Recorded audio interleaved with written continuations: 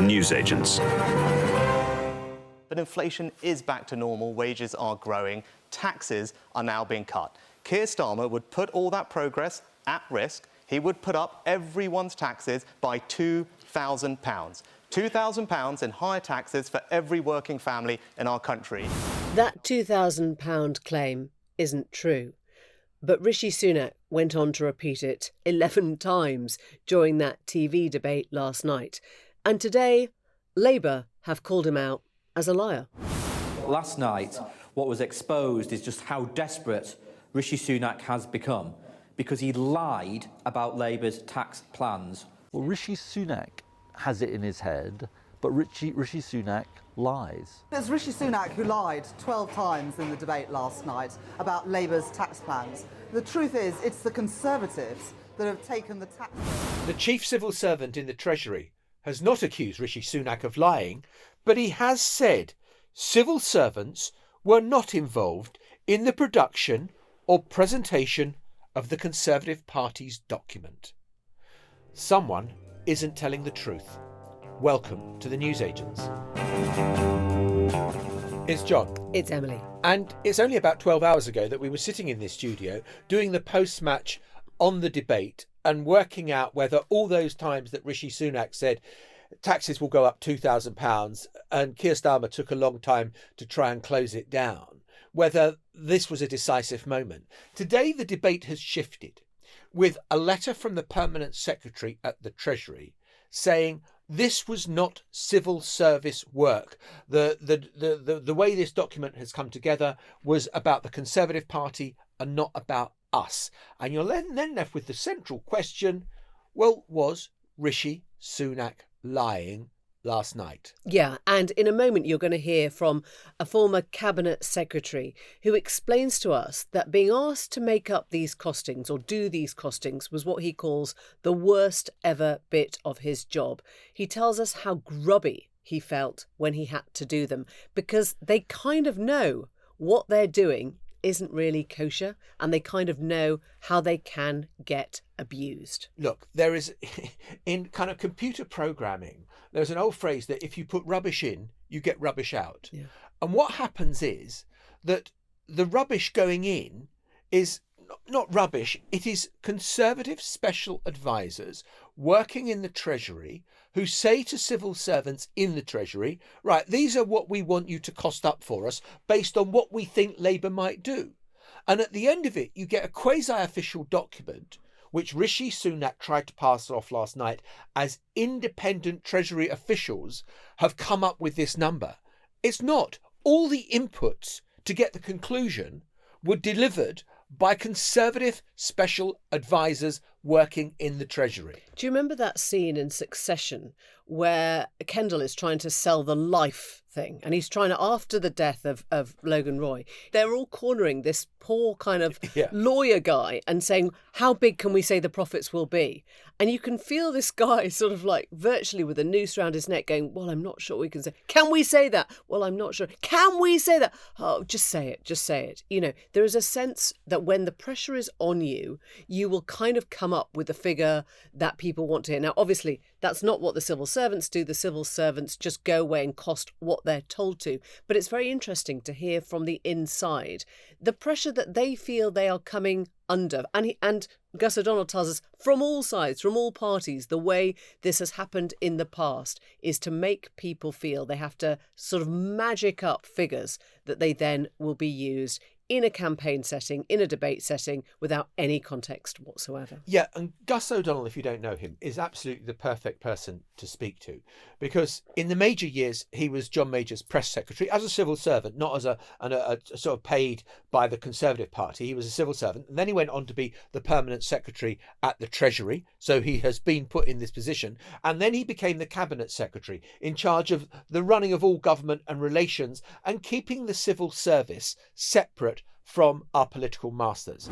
Gus, when Rishi Sunak says there is independent Treasury assessment which says it's going to cost £2,000 and the permanent secretary of the Treasury says, no, it isn't independent and we haven't done this, what are we to make of it? Well, let's be absolutely clear. When I was in Treasury, I was required to do these costings for both Labour and Conservatives And like all the other civil servants working on it, I hated every second that I spent on it. Total waste of time, right? These costings are done using assumptions provided by special advisors. They are basically misleading. They attack the civil service in terms of its honesty and objectivity. And this use of the word independent is ridiculous. The civil service is required to do these things. They're not acting in an independent way. They are doing what ministers ask them to do, and civil servants are required to do under the rules of the game. You know, there is guidance about how you do these costings.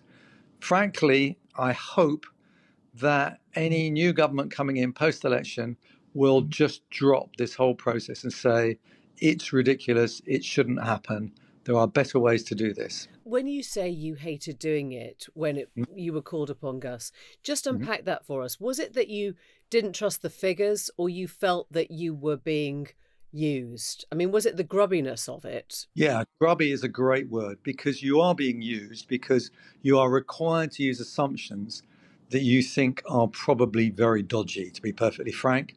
And then, although the guidance says you've got to lay out all of those assumptions in the documentation, which you do, you know that when they're used, for example, in debates, none of those caveats will be there, and there'll be bold numbers that will be made up. They'll add up stuff that you haven't used. I mean, this latest example is a mismatch of departmental costings, some costings from outside the civil service altogether. They were never added up by the Treasury. That per household figure is not a Treasury figure. Let's be absolutely clear about that. And, you know, the civil servants are required to do this, and they get dragged into this party political thing. And I should stress, this has been abused by both parties, right? And I hope that we will get a government one day that has the courage to say, we're not going to do this. When it comes to this particular claim, last night, Rishi Sunak repeating that Starmer was going to put up taxes by £2,000 per family.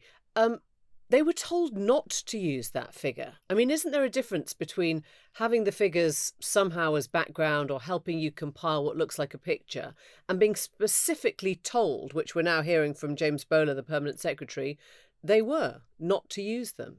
I mean, let's be absolutely clear. The Treasury and the civil servants did exactly what they're required to do, but they didn't add up these numbers.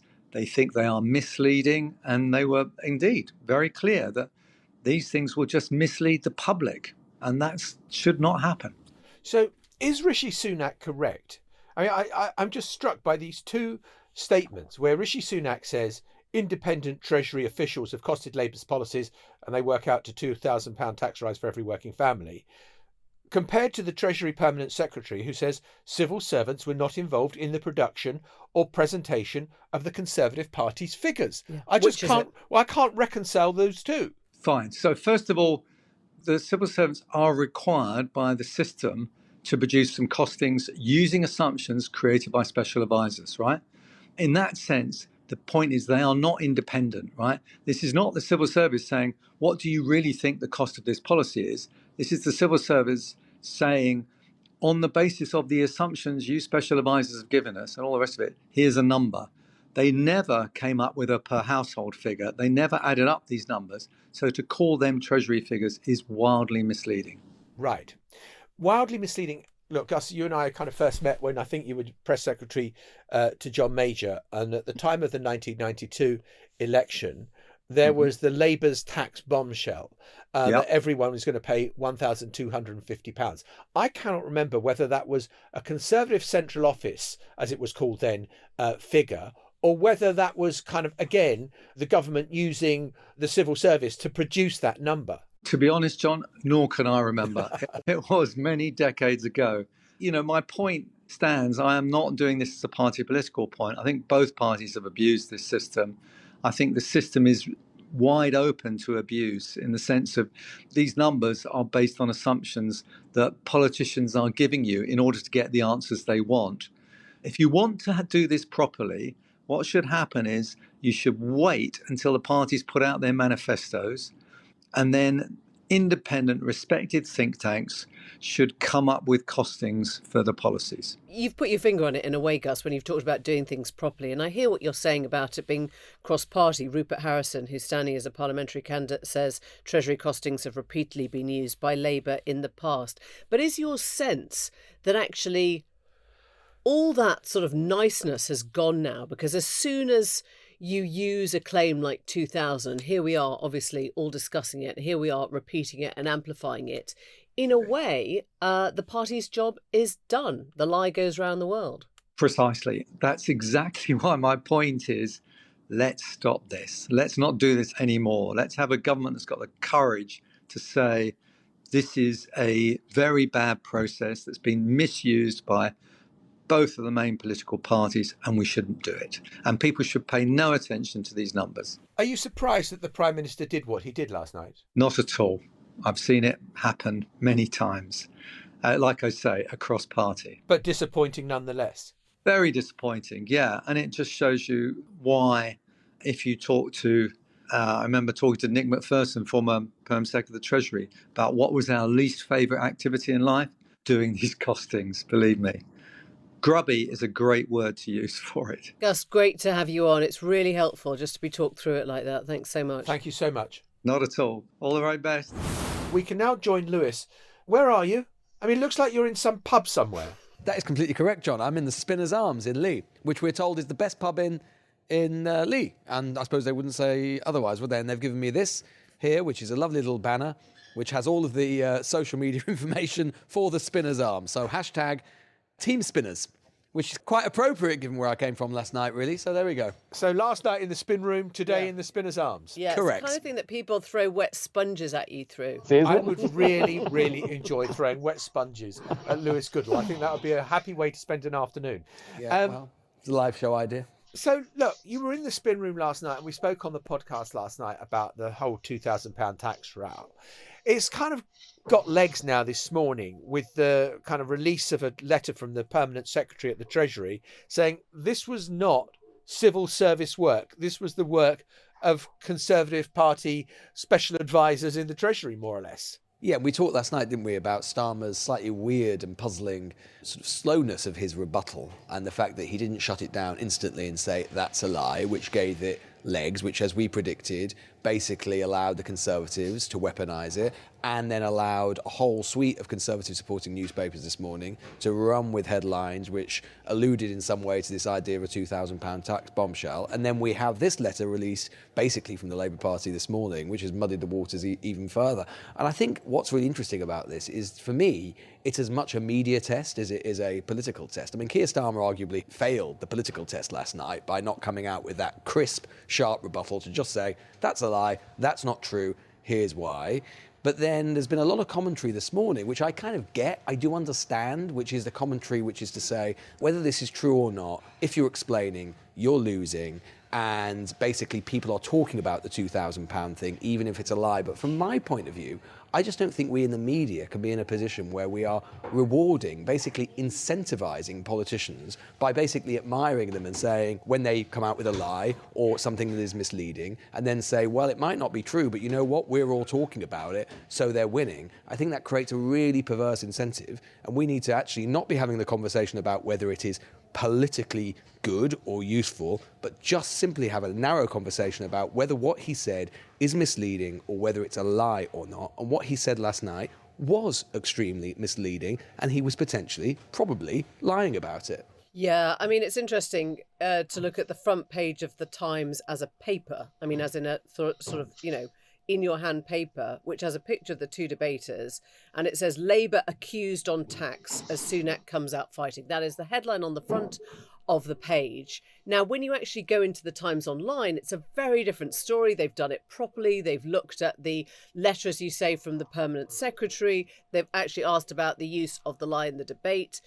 But yet you still have clearly all the papers, all the kind of Conservative-friendly papers, just accepting the Sunak line that £2,000 is going to be added on to your tax bill. I guess I'm interested, Lewis, in the last 24 hours, have you talked to anyone? Have you heard from people? I know you've been sort of knocking or door knocking, but is this the kind of line that people have heard and are taking away? Or is it just all of us that are discussing this now? You know what, Emily? Actually, yeah, we were out door knocking with the Reform candidate in Leigh literally half an hour ago. And I was surprised by the number of people that opened the door. They'd all said, older voters mainly, all said that they watched the debate last night, all pretty unimpressed with what they'd heard in terms of the two candidates, but had all heard the £2,000 line, and all had a kind of line or some variant of the line is, Sunak was saying he's going to charge you £2,000, Starmer was saying, no, we just don't believe any of it. I think what happens is you end up having this kind of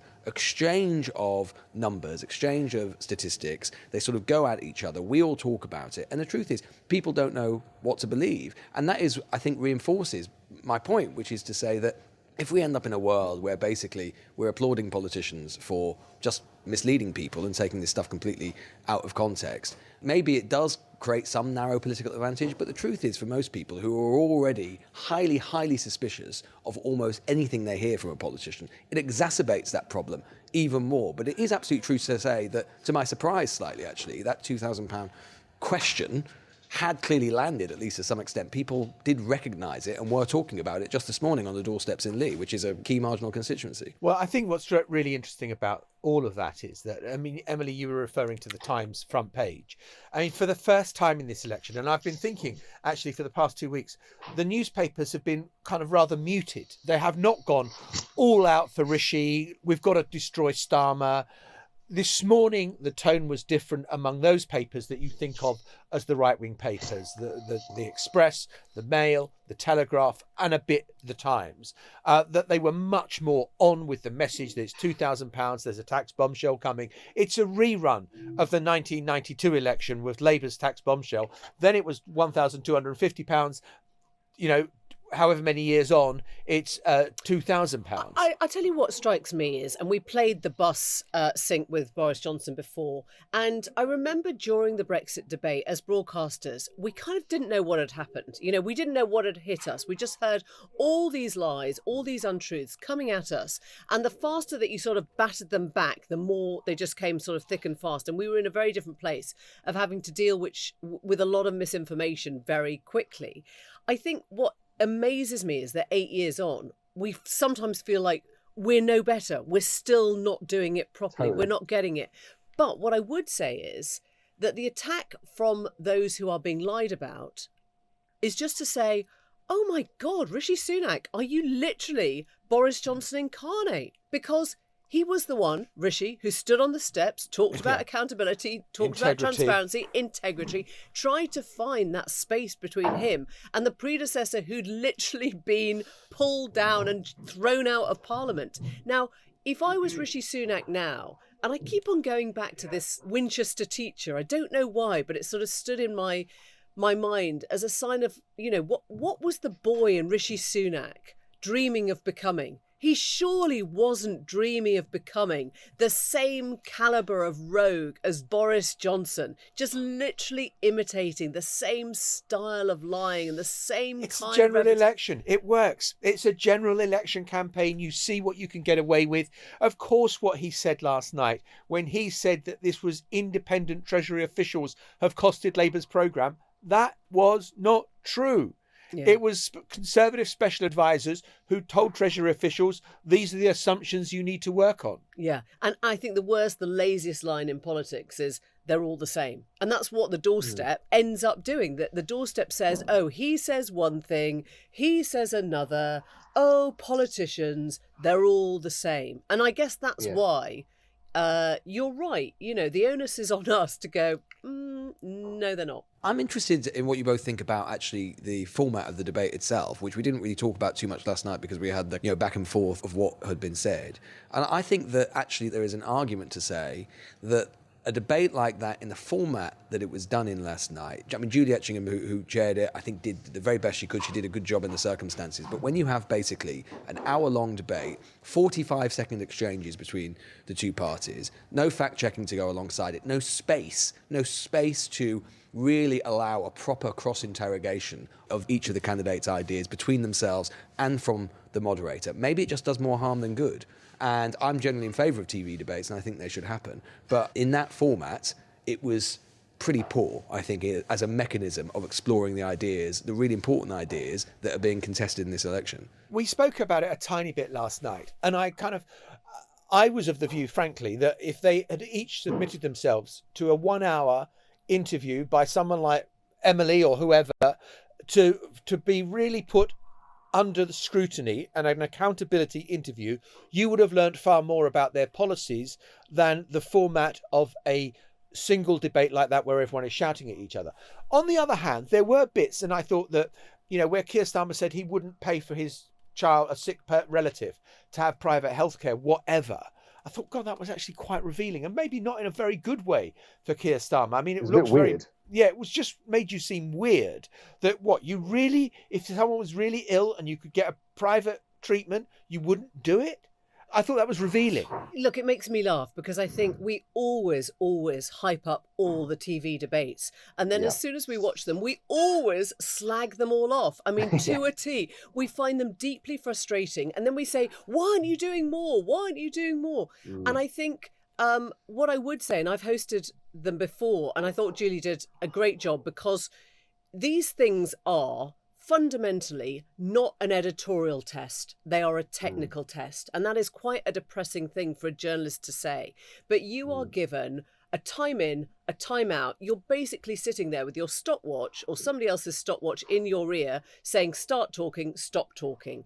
And if you have the correct fact at your fingertips, then you can push back. And if you do not have that one, then you're at a real disadvantage. If it's not coming to you, if you don't know that already, or if you're not quite sure, then you are stuck in a place where you still have to shut down the person that might be about to correct it, because your 45 seconds is up. What I would say is that for ITV, and don't forget, this is still a commercial thing, they had a great night. They had 5 million people, right? They did it very tidily after the chase, all within an hour, prime time, before their news. They then got the leaders to give them, key interviews afterwards, and they got 5 million people watching. So I think it's all very well for us to sit around pontificating about the beauty of a long, forensic, fascinating interview. Most people just do want it kind of quick and sharp and out. They don't want to spend more than 45 seconds on a moment. I think there would be a strong argument to have at least 90 minutes because I think that 45 seconds sort of back and forth, I think in the end you ended up in a position like last night. Or you just do fewer things. You say, I'm not going to get around everything. I'm not going to do the Middle East. What we used to do is we used to do one that was home, one that was foreign. I think that's a good idea. Or one that was with audience and one that wasn't. I guess the fact that this has all been so compressed into, a month means that all that is harder. But it isn't really, frustratingly, for the most editorially important thing of the campaign, it is not a particularly editorial job. Okay, so do we expect to see any difference in the opinion polls that come out post-debate? I mean, I know we've had that snapshot, kind of slightly meaningless poll about Rishi won at 51 to 49, which, if you accept there's a 3% margin of error on any poll, it's kind of like, well, anyone could have said they won that debate. But do you think it makes any difference? I don't think it'll make a substantial difference, no. Perhaps there might be a modest shift. I mean, Labour, for their part, talking to some of their spinners after we'd spoken last night in slightly more depth when we had more time. Their view, and they would say this maybe, but I think there's probably some truth to it. Their view was that their job, or Starmer, was trying to do a slightly different thing to Sunak last night, which is that, and we do forget this sometimes, we talked about it a little bit, which is that Starmer is still such an unknown to so many voters in a way that clearly Sunak is not, just because by virtue of being Prime Minister he cannot be unknown. And that for a lot of people their view was that they were still trying to introduce him, and so the idea of him constantly going back and being as sharp on the rebuttal and so on, it wasn't really about that for them, that they were just trying to sort of tell a wider story, whereas Sunak had to constantly try and produce that game changer and show that he was on top of everything and constantly interrupt. So they thought they were doing a job of introduction of Starmer last night, and whether it was successful I don't know. I'm going to say one word: Cleggmania. We all thought that Nick Clegg and the Yeah. Lib Dems in 2010 was just going to rock the whole thing. People were talking about the Lib Dems getting 100 seats.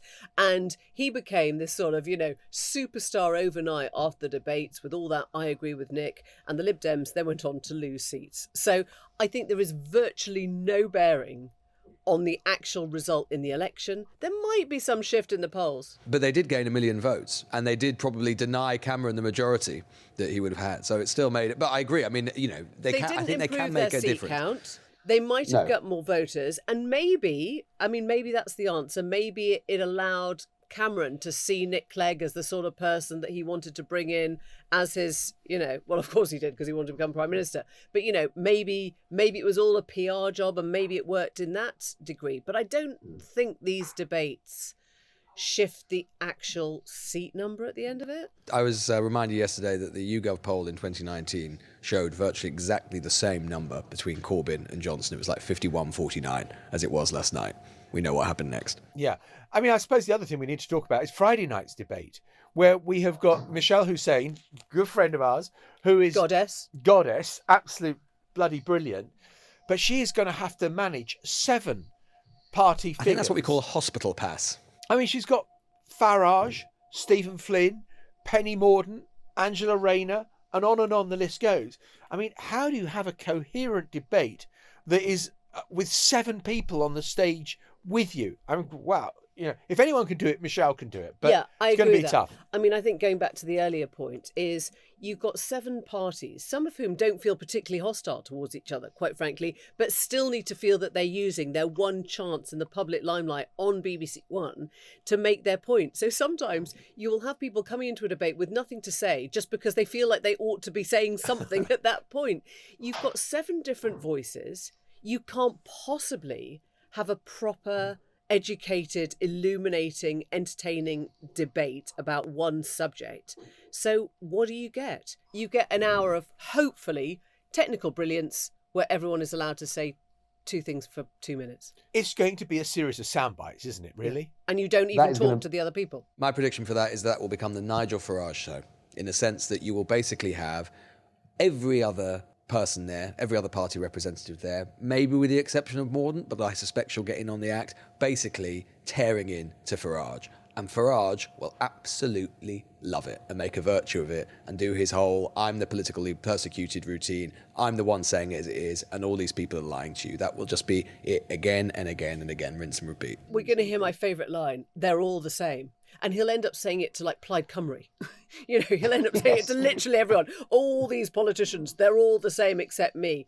I mean, the man who's arguably the most establishment of any politician that we've seen in the last 20 years in Britain. What, you mean Dulwich College, stockbroker, wealthy? That sort of thing. Is that the sort of thing you're talking about? Yeah. When Emily and I were on the train coming back from Clacton-on-Sea yesterday on our lovely little day out to the seaside, and we heard about the fact that a milkshake had been thrown over him, and, oh God, we kind of didn't see that.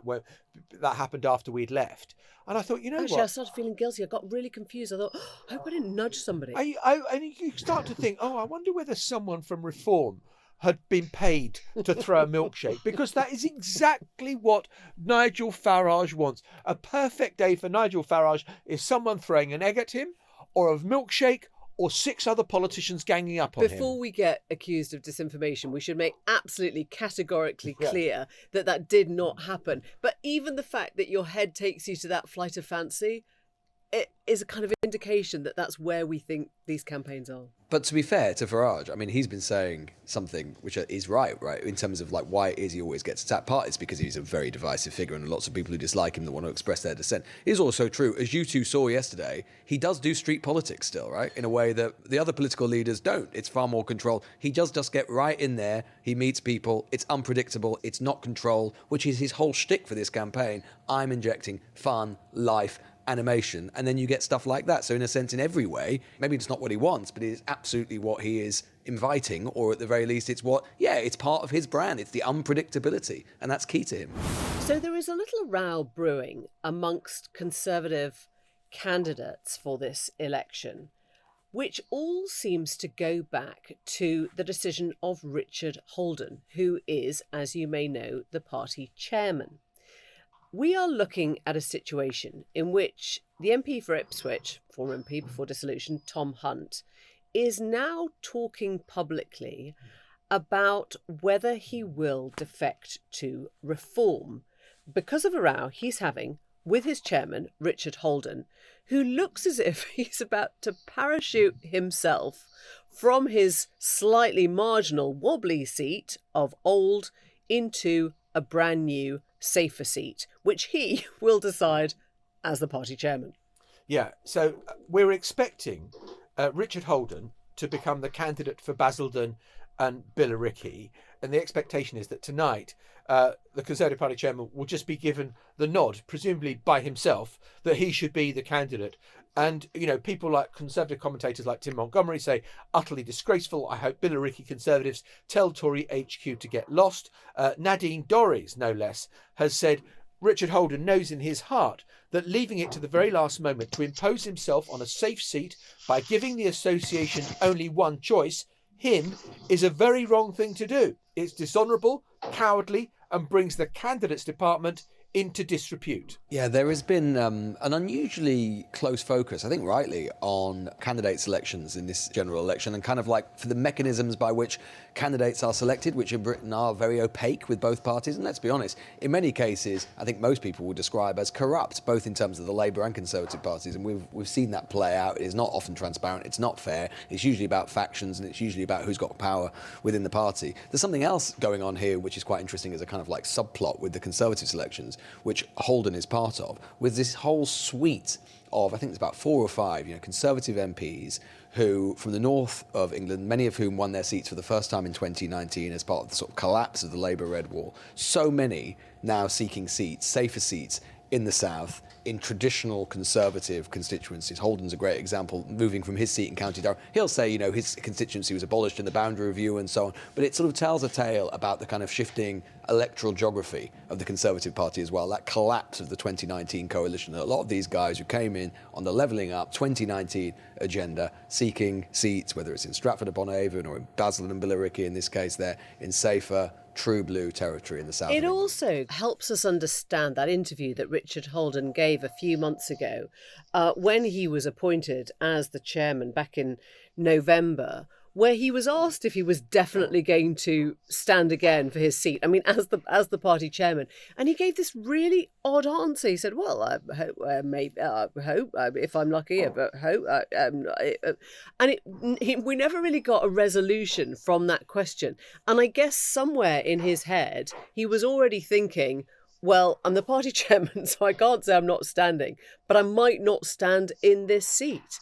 And if you don't have confidence as the party chairman in the place that you have been the MP, that doesn't speak volumes for your record. Are they not neighbouring constituencies, North West Durham and Basildon and Billericay in Essex? Oh, of course they are. They're very, adjacent, very close. aren't they just adjacent to just each a other? hop and a skip Or is my across the geography border? of the UK not quite right? Psychologically, they're actual kindred spirits, as we know.